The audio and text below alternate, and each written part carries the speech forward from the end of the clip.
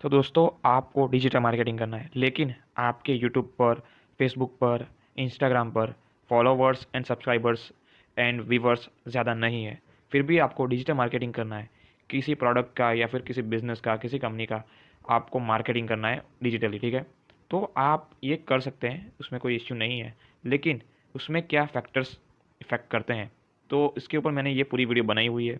तो आप ये वीडियो एंड तक देख सकते हैं, और अगर आपने मेरे चैनल को सब्सक्राइब ना किया हो तो सब्सक्राइब ज़रूर कर लेना एंड बेल आइकन को प्रेस कर देना और उसको ऑल के ऊपर रख देना, ताकि मैं जब भी कोई वीडियो अपलोड करूँ तो आपको उसकी नोटिफिकेशन आ जाए और आप उसको देख सकें। तो चलिए फ्रेंड्स, आगे बढ़ते हैं। तो दोस्तों, अगर आपको ये डिजिटल मार्केटिंग ज़्यादा व्यूवर्स एंड ज़्यादा सब्सक्राइबर्स ना हो फिर भी करना है तो कर सकते हैं, कोई इश्यू नहीं है इसमें। लेकिन कंपनियां जो होती है वो क्या देखती है कि आपकी रीच कितनी है, आपके व्यूवर्स कितने हैं, आपके सब्सक्राइबर्स कितने हैं, आपके फॉलोवर्स कितने हैं, वो देखती है। क्योंकि उनके लिए मायने क्या रखती हैं कि उनके लिए सेलिंग ही मायने रखती है, ठीक है। कि उनकी प्रोडक्ट या फिर उनका बिजनेस, उनका कंपनी ग्रो हो, ठीक है, उनकी सेल्स ज़्यादा हो, ठीक है, और उनको पैसा मिले। तो वो ज़ाहिर सी बात है कि उनको ज़्यादा सेल्स मिलेगी, उनकी कंपनी ग्रो होगी, तो आपको कमीशन मिलेगा, ठीक है, उसका थोड़े से बहुत। और आपको वो आगे दूसरी प्रोडक्ट भी प्रमोट करने के लिए बोल सकते हैं, ठीक है। तो उनके लिए सेलिंग्स एंड उनकी कंपनी की ग्रोथ मायने रखती है। तो ज़्यादातर कंपनियां तो ऐसी ही होती है, ज़्यादा कि मतलब सभी कंपनियां ऐसी होती है कि जिसकी रीच, जिसके सब्सक्राइबर्स जितने व्यूवर्स ज़्यादा हो उनको ही अपनी प्रोडक्ट प्रमोट करने को बोलती है, ठीक है। तो ऐसा है कि अगर आपके पास सब्सक्राइबर्स, व्यूवर्स ज़्यादा ना हो, फॉलोवर्स ज़्यादा ना हो, तो आप ज़्यादा लोगों तक नहीं पहुंच सकेंगे। और ज़्यादा लोगों तक अगर आप नहीं पहुंच सकेंगे तो आप किसी कंपनी को या फिर किसी प्रोडक्ट को प्रमोट करते हो तो वो प्रोडक्ट, वो पर्टिकुलर कंपनी ग्रो नहीं होगी, उनकी प्रोडक्ट सेल नहीं होगी, क्योंकि आप बहुत ही कम लोगों तक पहुँचते हैं, ठीक है। और जाहिर सी बात है कि अगर आप बहुत ही कम लोगों तक पहुँचते हैं तो वो प्रोडक्ट सेल होने की संभावना बहुत ही कम होती है, क्योंकि आप बहुत ही कम लोगों तक पहुंच सकते हैं। अगर आप ज़्यादा लोगों तक पहुंच सकते हो तो आप ये डेफिनेटली कर सकते हो, क्योंकि कंपनी की प्रोडक्ट और बिजनेस, कोई कंपनी ग्रो हो सकती है, उसकी प्रोडक्ट सेल हो सकती है, क्योंकि आप बहुत ज़्यादा लोगों तक पहुंच सकते हैं। तो कोई ना कोई ऐसा कस्टमर तो होगा ही जो उस कंपनी के प्रोडक्ट को परचेस करेगा, ठीक है। कोई ना कोई तो आपको ऐसा मिल ही जाएगा, लेकिन रिक्वायरमेंट क्या है, आपको ज़्यादा लोगों तक पहुंचना होता है।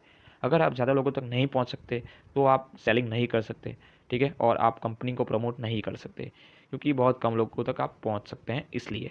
तो इसमें कोई इश्यू नहीं है, आप डिजिटल मार्केटिंग कर सकते हो।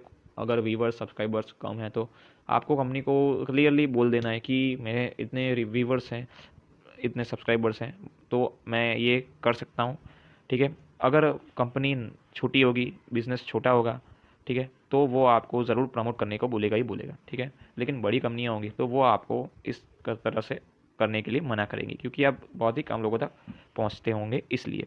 तो आपको क्या करना होगा कि आपको डिजिटल मार्केटिंग करना ही है, भले ही कम व्यूवर्स हो, भले ही कम सब्सक्राइबर्स हैं, फिर भी आपको करना है। तो आपको क्या करना है, आपको छोटी कंपनी, छोटे बिजनेस हो, उसको उनको कांटेक्ट करना है, उनसे बोलना है कि भाई मेरे इतनी रीच है तो मैं आपकी प्रोडक्ट को प्रमोट कर सकता हूँ, ठीक है, और थोड़ी बहुत मैं इसको सेल करने की कोशिश कर सकता हूँ, ठीक है। तो आपको इस तरह से कांटेक्ट करना है, और उसको ज़रूरत होगी, कंपनी वालों को, बिज़नेस वालों को आपकी ज़रूरत होगी, तो वो ज़रूर से आपको कहेंगे कि आप मेरी प्रोडक्ट को, मेरी कंपनी को प्रमोट कर सकते हैं, ठीक है। और थोड़े बहुत कमीशन भी आपको उससे मिल सकता है। लेकिन स्टार्टिंग में आपको बहुत ज़्यादा कमीशन की रिक्वायरमेंट नहीं रखनी है, ठीक है, क्योंकि स्टार्टिंग में आप बहुत ही कम लोगों तक पहुंचते होंगे तो आपको ज़्यादा कमीशन नहीं मिल सकता उसमें। तो सबसे पहले तो आपको सिर्फ़ और सिर्फ इंटर्नशिप जैसा ही करना है, ठीक है। थोड़े बहुत कमीशन अगर कंपनी दे सकती है तो ही लेना है, नहीं तो आपको इंटर्नशिप जैसा ही करना है और कंपनी को और प्रोडक्ट को प्रमोट करने के लिए ट्राई करना है, ठीक है। इसका एक और भी रास्ता है कि आप क्या कर सकते हैं कि सोशल मीडिया मैनेजमेंट कर सकते हैं।